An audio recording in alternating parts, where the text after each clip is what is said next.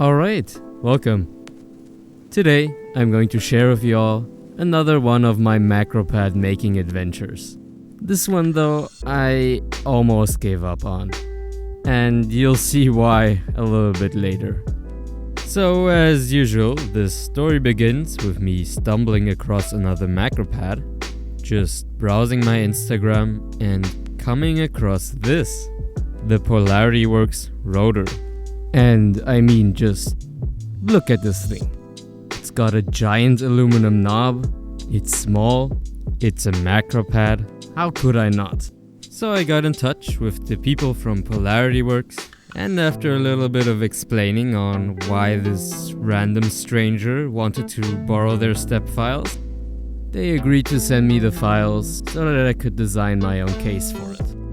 Now, at this point, the Rotr was still in group buy, so it would be several months until I had all of the parts together to finish this project. But I decided to go ahead and start with the design, if you can actually call it that. You see, this time around, I already liked the case. So all I did was just adapt some of the dimensions to work better in wood. Oh, the one thing I did actually change is how the bottom plate mounts to the case. In the original, it just used 4 screws to screw into place, but I decided that I would use some magnets, since there's no exposed screws, and it's also a lot easier to take apart. So, once I had figured out my design, I got my blank ready, mounted it to the fixture, and just started cutting. Starting with the top part, which has a pocket where the switches will go, and this interesting little indent that was part of the original design.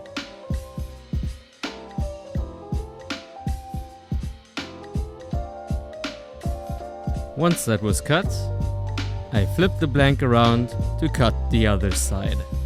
Starting with the main pocket, which will hold the PCB and all of the other components. And then finally, just cutting the outer contour.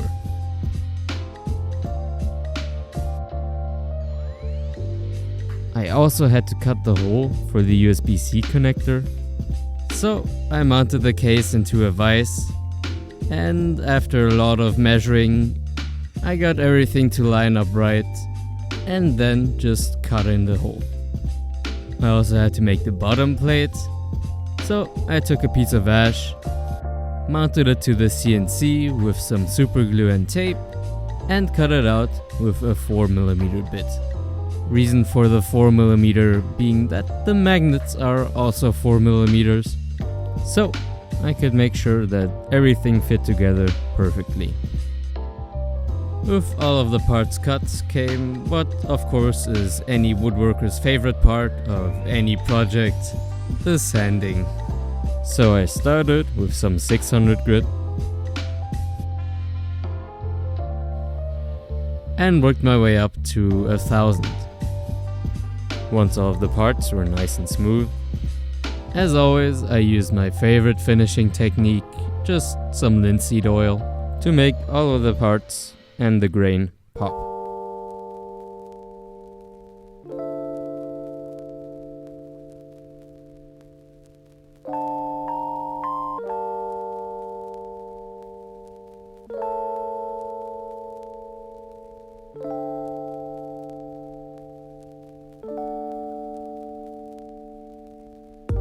Now to mount the bottom and the top together, I mentioned I was going to use some magnets. So I went to the hardware store and picked up the first epoxy I could find and glued them into place, checking over and over again to make sure I didn't misalign anything. Luckily, it all worked out and actually made this really interesting sound. Here, take a listen.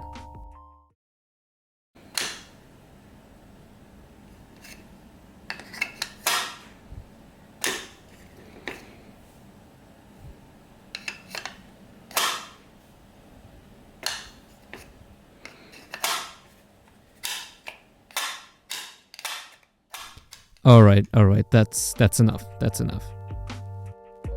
Now here's where I ran into an issue. You see, originally I had planned to just screw the PCB into the case with some screws.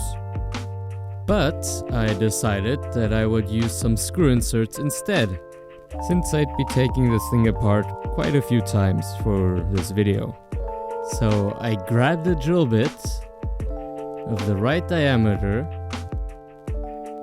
carefully marked out all of the holes with a screwdriver, and put a piece of tape onto the drill bit to make sure that I would not drill too deep. So I'm sure you can see where this is going. Long story short, my perfectionism got to me and I kept drilling the holes just a little bit deeper, just a little bit, because the screw inserts weren't quite sitting as well as I wanted them to, which I could have easily fixed by just sanding down the screw inserts instead. But instead, I overestimated and drilled straight through the case. Luckily, it'll be mostly covered up by the switches and the keycaps, but I know it's there, so it's gonna bother me. Anyways, I just screwed the screw inserts into place and called it a day.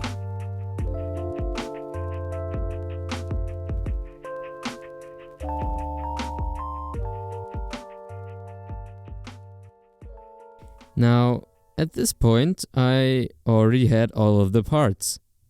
So basically, I was already finished. But something about this just didn't quite seem right to me. It just felt like there was something missing.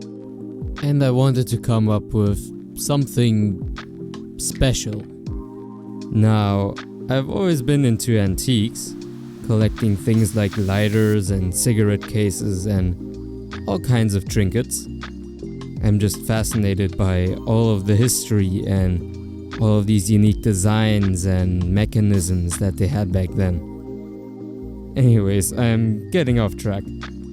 So, one of the things you will come across every once in a while with antiques is that some of them are engraved, and usually it will be with this floral inspired scroll work.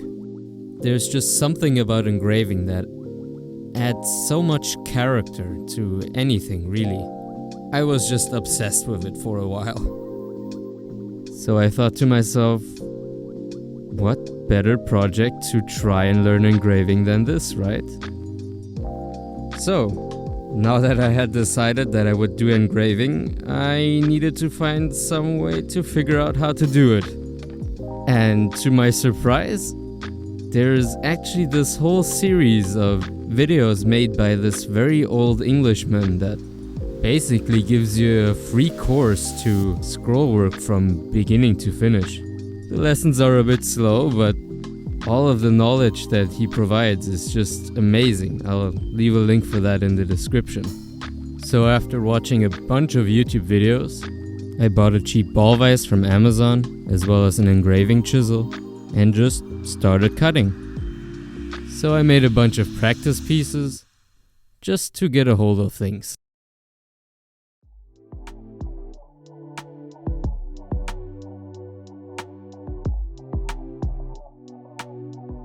And once I felt I had a little bit of an idea of how to engrave on a flat surface, I tried some engraving on a curved piece of metal. This is also where I put my first own design, but it didn't quite feel right. I felt like it needed something more, maybe more detail, or the proportions were a bit weird. Something about it just didn't sit right with me. So I sat back down with my iPad and got to work drawing. And after a lot of iterations and tiny little changes, making the leaves just a little bit smaller or a little bit bigger, or making a curve slightly more or less curved,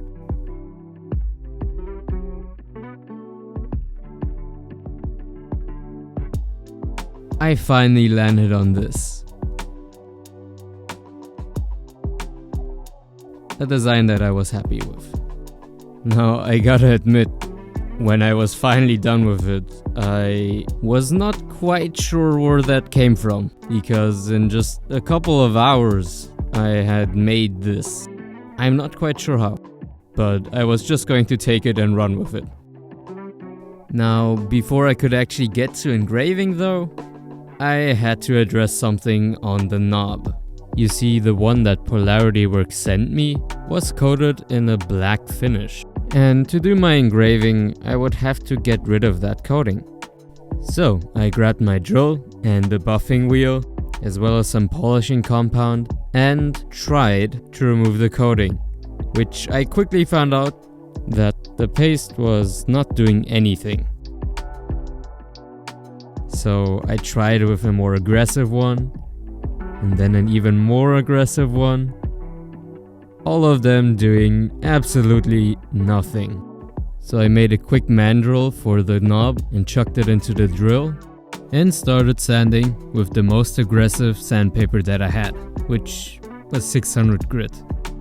So I sat there sanding and sanding and sanding some more until, and I'm not kidding you here, it became dark outside. Anyways, for my next step, I was going to use the acetone transfer method, which apparently you just do by printing out a piece of paper, laying it onto whatever surface you want, adding some acetone onto the paper, and then using some pressure to transfer the ink onto the surface. At least that's how it's supposed to work, which I quickly found out was not going to work for me apparently, because as I lifted the paper, I came to see that it was very splotchy and just inconsistent. So I went online, looked for any solutions on why this could be happening, and one person suggested that I heat up the metal to make the ink transfer better. And then I tried again. Same thing. So I tried again. Same thing. So I tried again. And again. And again. And over and over and over again. I did this for so long that I'm sure at some point I got high off the acetone because I felt like I was going insane. And after a full day of just trying and failing to get this image transferred that I needed to know what to engrave, I almost completely gave up on this. I thought to myself, let's just leave it as it is. It's good enough. We don't have to do the engraving. But in the end, I am so glad that I decided otherwise. So, on a new day, with a new container of acetone I had gotten from the hardware store, I sat down once again, cut out my piece of paper, and tried again. And again. And again. Until finally, I got something. I got this. It wasn't perfect. It wasn't great, but it was just enough for me to know what to engrave and where the lines are, that I decided to call it good. So, after that ordeal, I mounted the knob into the ball vise and just finally started engraving.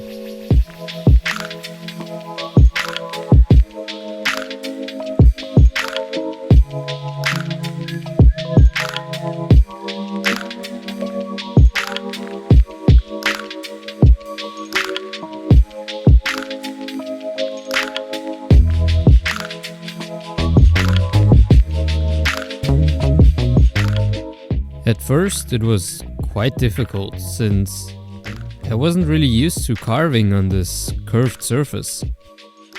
So, patiently, cut after cut, I made progress.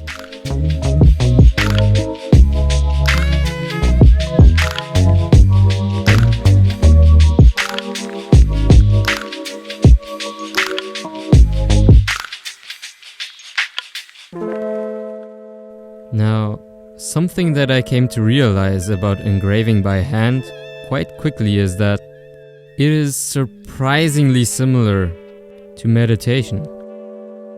Now, of course, there are all of these technical details that you always have to keep in mind. You have to hold the chisel not too much to the left and not too much to the right. Not too high, since if you hold it too high, you will cut too deep and you will use too much force. And if you hold it too low, then your cut will be too small to even notice. As well as how you actually do the cutting, which instead of pushing your hand and the chisel into the material, you gently lay the chisel onto the material and then use your hand to turn the material itself into the chisel. And this is where it really does feel like meditation. Because the thing is, if you're not completely focused, if you're not relaxed in your body, if you're tense, if you're not breathing right, you quickly lose focus on how exactly to move. And so what happens is that you start cutting deeper and deeper until at some point something has to give. And then, well, you slip, which is where even just one slip you could seriously injure yourself or even scratch up the piece and have to start from the beginning. And so I sat there for hours and hours until finally I managed to engrave the entire knob. But quickly, another challenge showed itself. You see, now that I had done all of the engraving, I would also have to remove the background, because as it was, the engraving just looked very flat.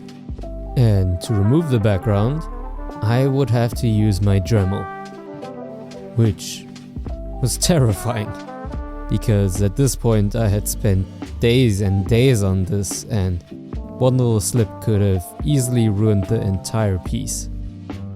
So I was seriously considering just leaving it as it is and not taking the risk. But again, I am so glad that I did. So with shaky hands and one last prayer, I got to removing the background.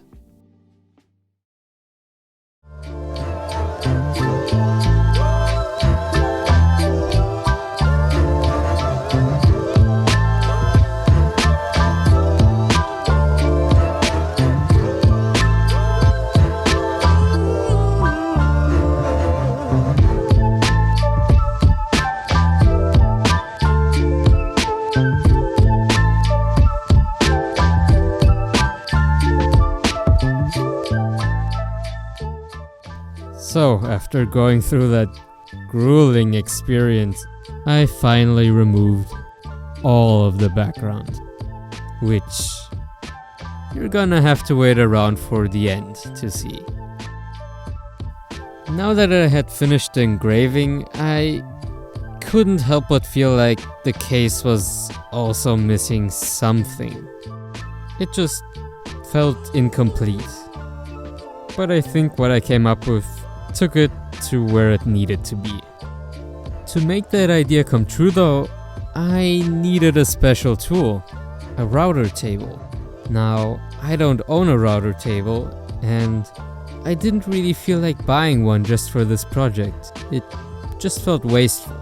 So I went to the hardware store and came up with this contraption.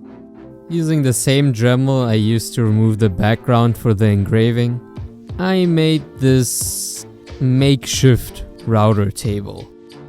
So I used it to carefully cut a groove into the side of the case, running along all of the sides. Now for the second part to this, I needed a metal rod. But when I went to the hardware store to find one, I couldn't find anything that was in the right length or the right diameter. Luckily though, before I left empty-handed, I stumbled across these welding rods, which were just the perfect size. So I just used some pliers to break apart all of the coating, making sure to not squeeze too hard since I didn't want to scratch the metal, and then chucking the rod into my drill and carefully sanding it and polishing it until it looked just like I wanted it to. And finally, using some pliers to bend it into a square shape, as well as cutting the ends to length. Until I ended up with this, my final accent piece. Now, I've already seen it, you're about to see it, but in the end, I am so glad that I went the extra mile and didn't just call it a day with how it was. Even though it was not easy, even though it felt like it was fighting me every single step of the way, it was still absolutely worth it.